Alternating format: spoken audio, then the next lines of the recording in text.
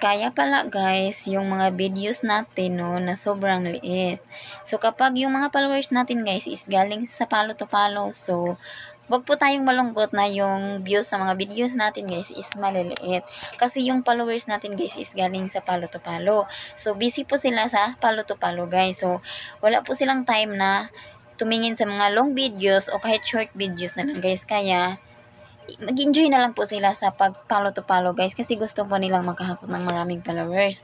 So yung mga taong kusang pumupunta po sa atin guys, nag-follow at nag-react, yung nakipag-engage po sa atin, sila po yung mga legit guys. Yung nakipag-engage sa atin at nanonood ng videos natin, yun po ang mga legit engager guys. So hindi po natin masisisi sa mga followers natin guys na parang please panoorin mo ang video na to, hindi po guys, no.